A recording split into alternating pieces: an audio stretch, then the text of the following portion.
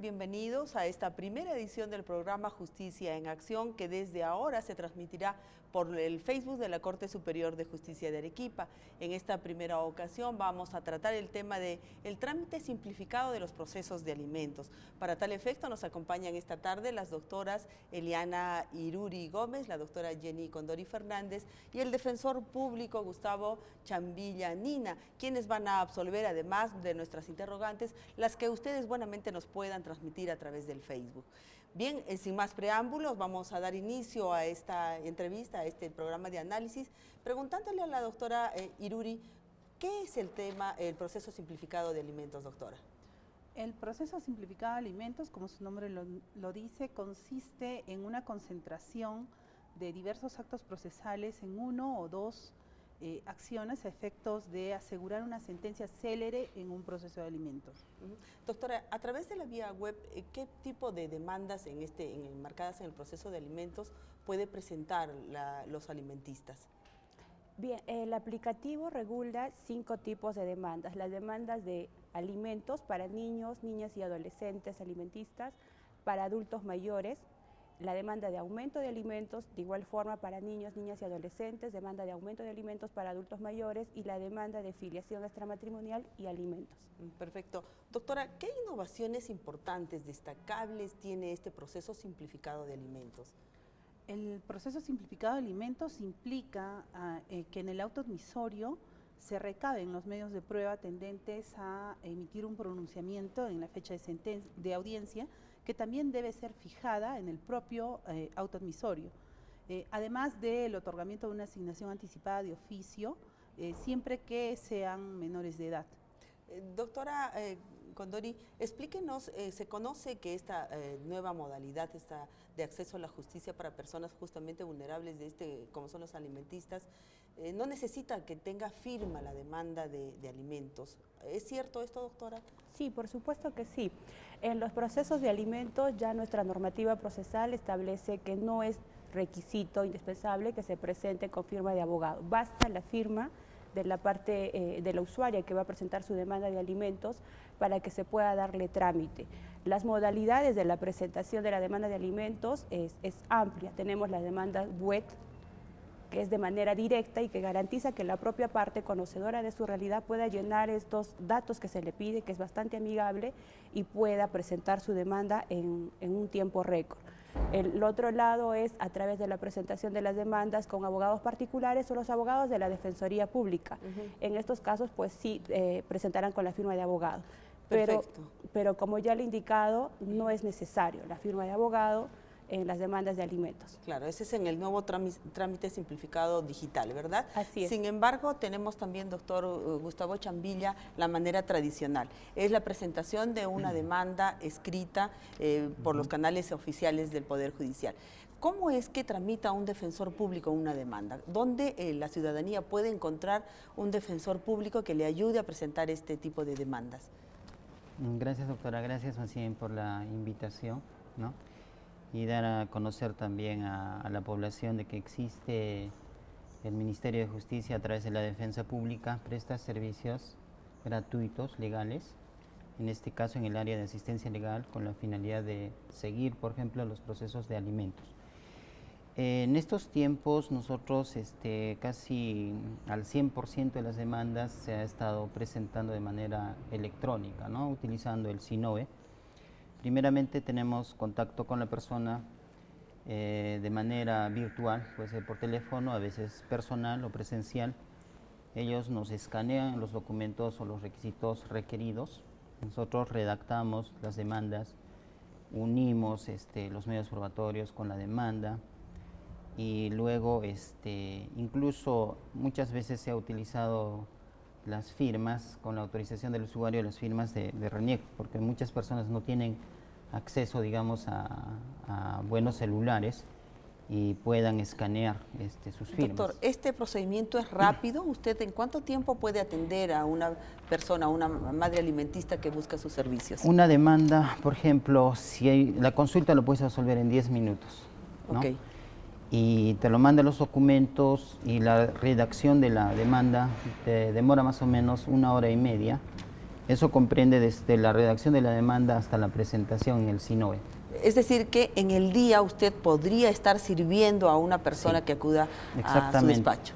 Eso nos ha permitido la virtualidad, ¿no? Sobre todo por estos tiempos de la pandemia, se está utilizando el SINOE, entonces sí nos permite atender inmediatamente al usuario. Cuando tienen todos los requisitos, inmediatamente se presenta la demanda, el sistema vota el número de expediente, inmediatamente el usuario tiene el número de expediente. Perfecto. Muchas gracias. Inclusive se le señala al usuario de que pueden visualizar o hacer seguimiento del proceso, claro, a través del SEC, ¿no? Claro. Doctora Iruri, ¿qué requisitos indispensablemente tiene que reunir una persona que quiere demandar alimentos? Sobre todo el documento que acredite el vínculo por quien vaya a demandar, si se trata de un menor de edad, la partida de nacimiento, y la información importante para emplazarlo al demandado, ¿no? Los detalles del domicilio del demandado, eso es muy importante a efecto de correr traslado de la demanda y poder continuar con el trámite del proceso, ¿no? Si no existe un traslado válido, no podemos continuar con el trámite del proceso. Doctora, ¿qué pasa si la persona demandante presenta una copia simple de la partida de nacimiento del menor o de los menores alimentistas? ¿Es válido? Claro que sí, conforme a la modificación efectuada tanto en el Código de los Niños y Adolescentes como en el Código Procesal Civil, vigente desde el 5 de mayo, los usuarios pueden incluso presentar la demanda sin partida de nacimiento. Nosotros estamos obligados a consultar el sistema RENIEC y recabar una partida de nacimiento cursando oficio a la entidad correspondiente para efectos de continuar con el trámite del proceso.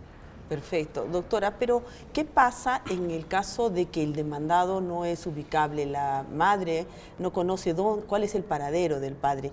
¿Cómo proceden ustedes en estos casos?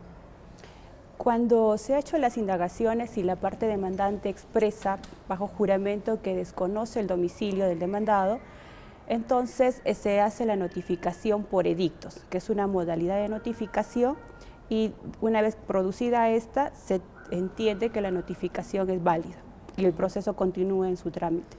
Ahora, ¿quién va a ejercer la defensa de esta persona? Porque la notificación va a ser por edicto. Se le da un plazo, 30 días, para que se apersone. En caso no sea así, se nombra un curador procesal, quien va a garantizar el ejercicio del derecho de defensa del demandado. Del demandado. Perfecto. Doctor Gustavo, ¿qué pasa cuando acude a usted una madre alimentista que tiene no solamente un menor, sino varios menores?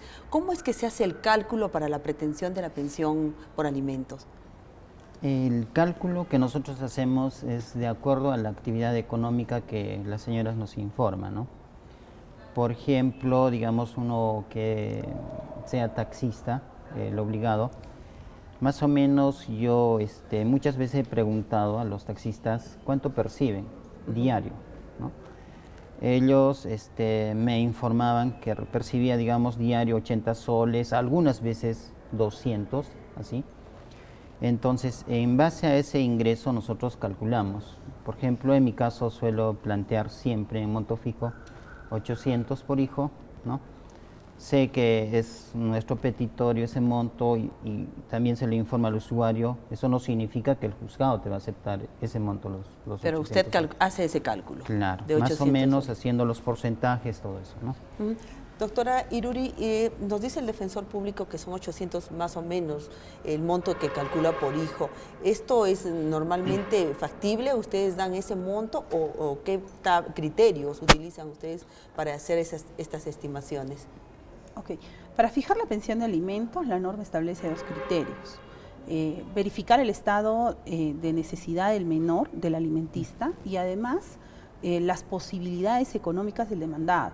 Y es en ese aspecto en el que analizamos las herramientas con las que pueda contar el obligado alimentario para hacerse de ingresos y poder asistir económicamente a sus hijos, ¿no? Se valora, pues, de pronto tenga experiencia en algún oficio, licencia de conducir, para ver qué tipo de actividad puede desempeñar y de allí aplicar las presunciones que nos permite la norma, ¿no? y establecer una media a efecto de fijar una pensión razonable. Doctora, seamos más didácticos. Si el defensor público está planteando una pretensión de 800 soles en una demanda, ¿usted de ese monto cuánto más o menos calcula usted y fija como pensión? Como le digo, el problema es determinar en el obligado alimentario si hubieren otras obligaciones alimentarias. Si se trata de hijo único, probablemente la pensión sea de 400 o superior a los 400, también considerando las condiciones del menor, ¿no? Los montos varían, pero como le digo, lo más importante es principalmente verificar las posibilidades económicas del demandado, ¿no? Y entre ellos, las otras obligaciones alimentarias que tuviera que asistir, ¿no? Claro. Además, también se debe valorar que en la norma está establecido que los ingresos que podemos evidenciar de un obligado alimentario solo podemos afectar hasta el 60%, o sea, no la totalidad de sus ingresos. Entonces, siempre se fijan montos razonables a efectos que se cumpla con la pensión y sobre todo que el menor tenga un monto suficiente al menos para atender sus necesidades básicas. Claro. Doctora Condori, ¿qué pasa en el caso de que se le demanda a una persona, pero esta ya tiene otro compromiso familiar y por supuesto otros hijos? ¿Qué se hace en ese caso? ¿Cómo es que calculan los magistrados para establecer una pensión de alimentos?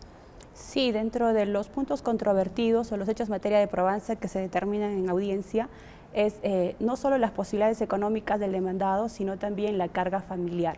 Entonces, esto va a incidir, definitivamente que sí va a incidir al momento de regular la pensión de alimentos, puesto que el artículo 6 de la Constitución Política del Estado establece un tratamiento igualitario en el caso de hijos.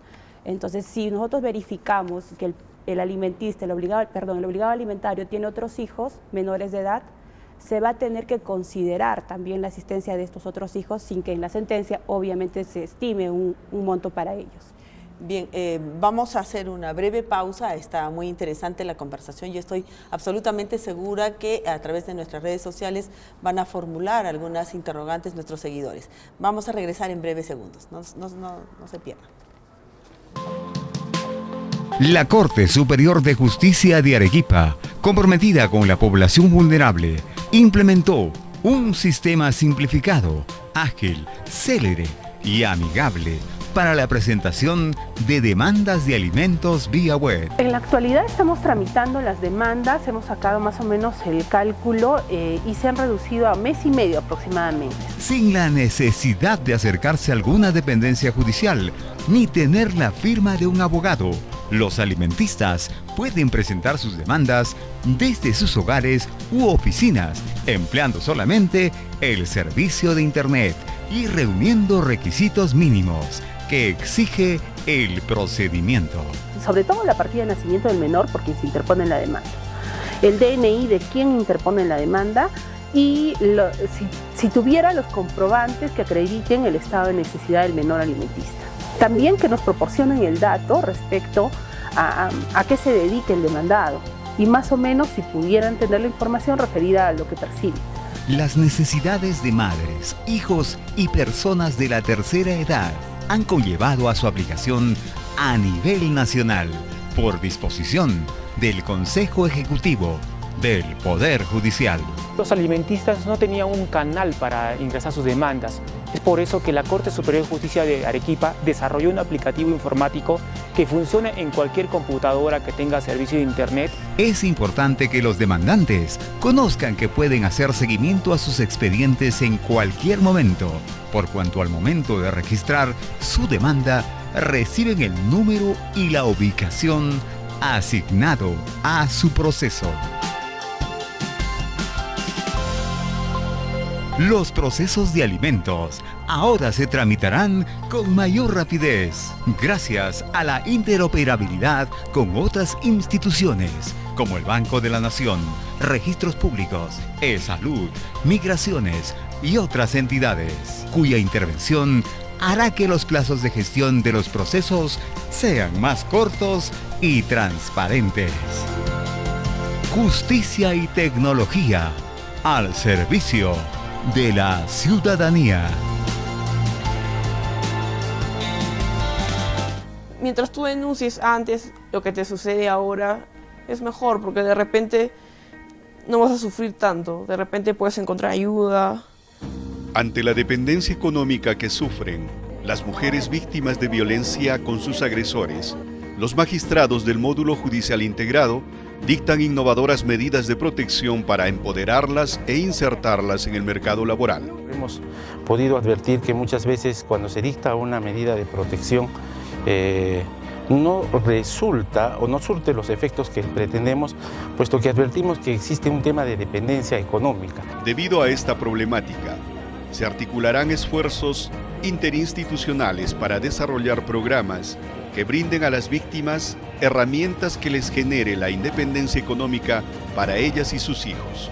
Lo que buscamos con estos programas es el desarrollo de talleres de capacitación para que ellas puedan aprender determinados oficios que van a estar complementados con cursos en donde se les va a enseñar también cómo ellas pueden iniciar sus propios negocios y quizás esto también les va a posibilitar a que puedan encontrar empleos. Este programa tendrá el soporte del equipo multidisciplinario para brindar orientación psicológica y social a las usuarias, y el Colegio de Abogados dará asesoramiento jurídico para las conciliaciones extrajudiciales.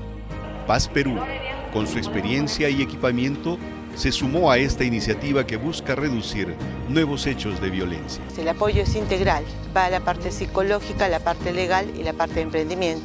En los talleres de emprendimiento nosotros trabajamos fuertemente el tema textil, de confección textil, el tema de panadería, el tema de cosmetología y algunos temas en lo que es melamine y otros más que nos van a poder servir de sostenimiento para que las mujeres puedan aprender algo súper rápido, súper bien y puedan comercializar y tener ingresos. Según las características de las víctimas, se desarrollarán planes específicos para potenciar sus destrezas y capacidades. Tenemos capacitación de 6 meses, de 1 año y capacitación express, ¿no? Donde enseñamos productos de manera rápida y de acuerdo a la estacionalidad del mercado. Arequipa, al ser la segunda región con mayor índice de violencia, requiere que más instituciones públicas y privadas se sumen a esta iniciativa surgida a partir de una decisión judicial. El trabajo articulado permitirá disminuir los casos recurrentes de violencia económica que afecta a mujeres y niños.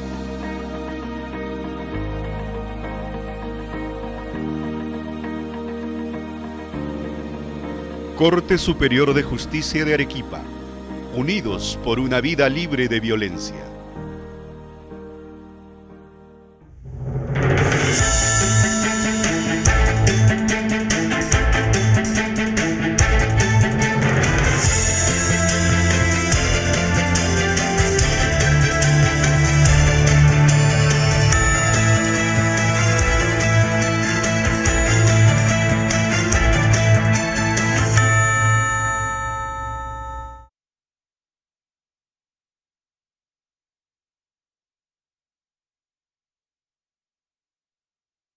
Vamos a seguir con las preguntas que nos formulan nuestros seguidores, doctor que nos acompañan esta tarde. Nos preguntan, los procesos de alimentos, cuando se fija una asignación anticipada de alimentos y la resolución de asignación anticipada, solo se le notifica al demandante, más no al demandado. ¿Tiene validez?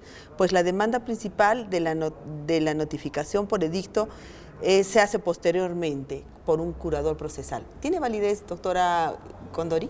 Sí, por supuesto que sí.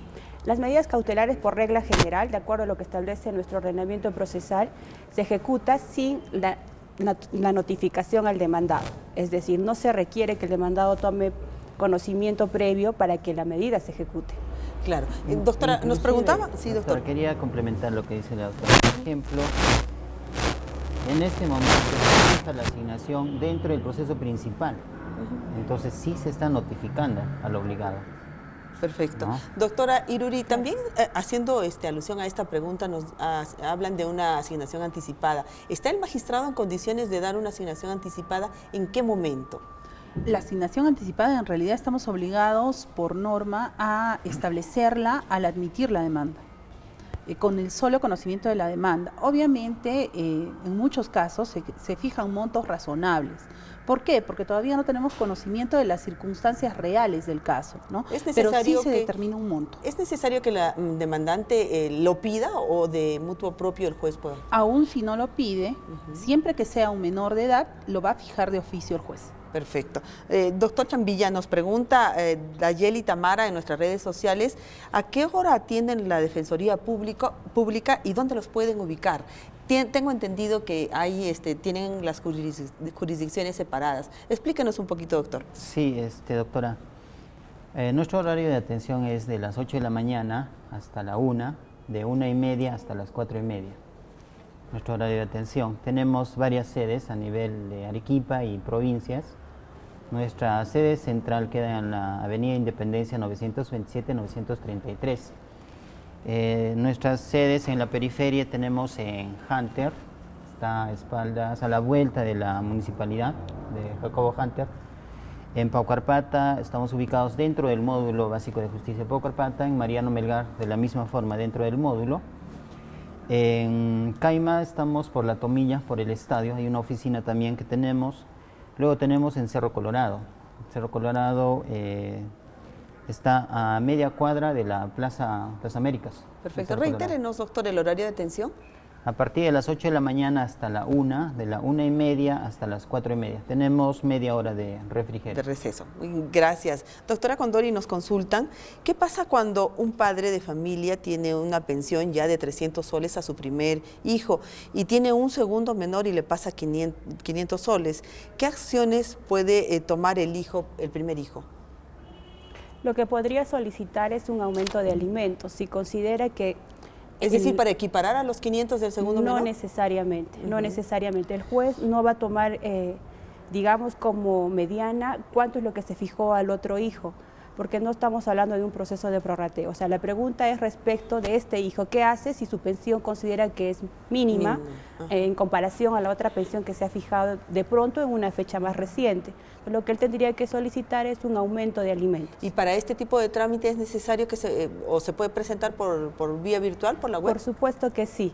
Existe la demanda web sobre aumento de alimentos, tanto para mayores de edad y también para niños y adolescentes. ¿El promedio de tramitación de esta nueva pretensión es muy largo? ¿Cuánto tiempo demora? En la actualidad, ya con todo el trabajo interno que se está haciendo en la institución, el apoyo del personal CAS, que ha incidido mucho para que podamos bajar la carga, los nuevos procesos se están resolviendo en tiempo récord, aproximadamente de 1 mes y medio a 2 meses. Perfecto, con sentencia. Se ha reducido bastante el tiempo. Doctora Eliana, nos comentan si el demandado es un abogado que no emite recibos por honorarios, ¿cómo sacan el promedio para calcular una pensión? Precisamente les hacía mención a que cuando se califica o cuando se evalúa las posibilidades económicas del obligado, se toma en cuenta mucho las herramientas, ¿no? Una de las herramientas oficiales para desempeñar actividades económicas lo constituye un título profesional. Obviamente no se le va a exigir a un profesional el percibir como alguien que no tiene una profesión, alguien que de pronto se desempeña como obrero, ¿no? Entonces sus ingresos obviamente se presumen que son superiores, siempre se indaga por lo que pueda tener declarado ante la SUNAT y conforme a ello se establece un monto, como les digo, razonable para efectos de fijar la pensión de alimentos. Perfecto. Doctor Chambilla, las personas que acuden a usted por lo general son madres que demandan a personas que tienen trabajos formales o informales. Informales, la mayoría. Y es difícil en todo caso, ¿no? Es bien difícil de acreditar las posibilidades porque lamentablemente nuestro país es informal, ¿no? Por ejemplo, los que trabajan en construcción tratan el obligado de no tener bienes a nombre de ellos y siempre las señoras informan de que me demande me va a sacar poco. Muchas veces, por ejemplo, hay casos donde de manera voluntaria el padre le da, digamos, 500 o 600 y en un proceso me vas a sacar 300, algo así, ¿no? Es un poco complicado acreditar las posibilidades económicas de los obligados. Y lo que decía la doctora, por ejemplo, ver todo ese historial lo que tiene en la SUNAT, ¿no? Es importante ese tema, por ejemplo, ¿no? Para más o menos regular el monto de la pensión de alimentos. Perfecto. Doctora Condori, ¿desde cuánto es factible el pagar los alimentos? ¿Desde el momento que se interpone la demanda o desde que nace el menor alimentista? El derecho alimentario se da desde el nacimiento, pero cuando se presenta la demanda, recién se van a computar los devengados a partir del día siguiente de la notificación con la demanda al demandado. Hay muchos casos donde las alimentistas reclaman y dicen, no, pero es que a mí nunca me pasó, ya pasaron 10 años y el día de hoy nunca me pagó. Pero se entiende o se presume que si nunca accionó es porque había un cumplimiento. O sea, la ley expresamente ha regulado que los alimentos son exigibles desde la notificación con el demandado, a partir del día siguiente, desde que toma conocimiento de esta exigencia judicial. Perfecto. Otra consulta, doctora Iruri. ¿Se puede declarar rebelde al demandado habiéndolo notificado con el auto admisorio 2 días antes de la audiencia única, en la cual se le dio 5 días para que conteste la demanda? No. Efectivamente, el emplazamiento válido implica respetar no solo una notificación efectuada con las formalidades de ley, o sea, de pronto en el domicilio renieco, en el domicilio donde viva el demandado, sino además también significa respetar el plazo otorgado para que pueda contestar la demanda, ¿no? El plazo es de 5 días y únicamente vencido este plazo es que se declara la rebeldía. Y la ley lo dice así claramente, ¿no? La ley dice que solo si no contesta la demanda el demandado se le declarará rebelde. Lo dice así. Vencidos los plazos. Claro, además, obviamente, ¿no? Si no contesta es vencido el plazo que se le otorga para poder contestar la demanda. Perfecto. Doctora Condori, nos consultan también qué tiempo tarda una demanda por alimentos. Dice nuestra seguidora que lleva ya 6 años tramitando su proceso. ¿Podemos explicarle por qué es que demoran en algunos casos tanto? Sí, sería bueno diferenciar de pronto si la usuaria nos aclara si son 6 años que el proceso ya está en etapa de ejecución, porque eso es lo que ocurre en la mayoría. Y se entiende el malestar de los alimentistas, puesto que ellos consideran que si a la fecha no se les paga, entonces el proceso no tiene ningún resultado ventajoso o beneficioso para ellos. Un proceso normalmente antiguamente demoraba un promedio de 1 año, de pronto 2 años, pero esto se debía a varios factores. Por un lado, la problemática en la notificación a los obligados alimentarios, que a veces viven en lugares alejados, las devoluciones de los exhortos, los jueces de paz no llegan a ese lugar, son lugares de difícil acceso y tardaba por lo menos medio año para el emplazamiento. Otro aspecto también que demoraba era en recabar la información. Por ejemplo, la SUNAT antiguamente demoraba 3, 4 meses, u otras entidades del Estado para darnos la información, los propios empleadores. Y eso es lo que hace que el proceso no pueda resolverse. En ese interín, el juez no puede emitir sentencia. En la actualidad, gracias a la interoperabilidad, gracias a que se ha establecido diversas modalidades de notificación con la demanda, que incluso puede ser a través de sus celulares vía WhatsApp, garantizando el derecho de defensa, obviamente de la parte, esto es que tome conocimiento del proceso. Los procesos han reducido ampliamente. Claro, usted nos comenta de la interoperabilidad, doctora Iruri. ¿Qué es la interoperabilidad? ¿Con quiénes están interactuando ustedes como jueces de paz letrado que resuelven estos casos? Actualmente tenemos implementada la interoperabilidad con SUNAT y con SUNARP, ¿no? ¿Qué permite esta interoperabilidad? Cursar un oficio, o solicitar la información a través de un sistema implementado vía convenio con esas instituciones y poder recabar la información en un plazo realmente célere. ¿Cuánto demoraba, doctora, normalmente este procedimiento, este trámite al emplazar a estas instituciones? Mire, citando como ejemplo en el caso de la SUNAT, anteriormente demorábamos de 3 a 4 meses para poder recabar esa información. En la actualidad, como todo es virtual, el ingreso es de manera inmediata, demoran 2 días. Ah, perfecto. Una pregunta, doctor Gustavo. Agregar respecto de la demora en los procesos, ¿no? Antes, en la modificatoria, siempre en nuestro Código de los Niños y Adolescentes está regulado para que un proceso demore máximo 30 días, 1 mes. Está regulado, sí, ¿no? Claro, considerando la importancia de esta pretensión, ¿no? Claro, pero hay muchas dificultades, ¿no? Una de ellas es la carga procesal, las dificultades en las notificaciones, pero respondiendo a la pregunta de la seguidora del Face, tiene etapas un proceso, ¿no? Cuando decimos que ya concluyó este proceso de alimentos, con la sentencia o la conciliación, ahí terminó, ¿no? A partir de ese momento ingresamos a la etapa de ejecución y eso puede durar hasta que tu hijo cumpla 28 años. Entonces, no es que el proceso demore 6, 10 años, sino que la etapa de la ejecución, justamente por el incumplimiento de las pensiones mensuales, se tienen que hacer liquidaciones de manera periódica. Luego se requiere las pensiones devengadas, la liquidación de las pensiones devengadas pasa a y eso es lo más complicado, penal, ¿no? Sí, y también los plazos, cuando pasamos a la etapa penal, son larguísimos. Claro. Solamente en la etapa de la investigación fiscal fácil se lo pueden llevar como un año de investigación. Y a eso hay que agregarle, doctor, la carga procesal que tienen los juzgados, ¿no? Sí. Perfecto. Doctora Iruri, una pregunta, nos formulan: si el padre es estudiante y no trabaja pero tiene hijos, ¿cómo se realiza el cobro de la pensión de alimentos? Nuevamente incidimos en el aspecto de las herramientas con las que cuenta una persona para poder desempeñar actividades económicas. Y es que a una persona que ya ha procreado hijos, pues se le exige de una u otra forma que percibe ingresos, ¿no? Por mucho que estudie, se encuentra, el hecho que estudie no lo exime de su obligación. Okay. ¿No? Se encuentra obligado a desempeñar algún tipo de actividad económica para cumplir con sus obligaciones. Para cumplir con las obligaciones, más aún si son menores de edad. Es absolutamente claro. Doctora Condori, nos consultan en un proceso penal que se estaba cobrando, dice, una liquidación de alimentos que no pagó el demandado. Sin embargo, no se logró cobrar, solo se reconoció la deuda. ¿Mediante qué vía o procedimiento debe cobrar esa liquidación? La liquidación se tiene que cobrar en el proceso de alimentos, en la etapa de ejecución, como los venía diciendo el doctor Gustavo Chambilla. Si ya se ha hecho una liquidación y esto derivó remisión de copias al Ministerio Público, ¿dónde se tiene que ejecutar? En el proceso de alimentos, porque ahí nació la obligación alimentaria.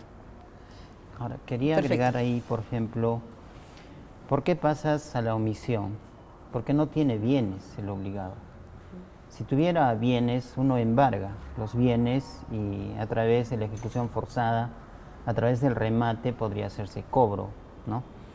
Justamente se pasa a la omisión porque no tiene bienes el obligado.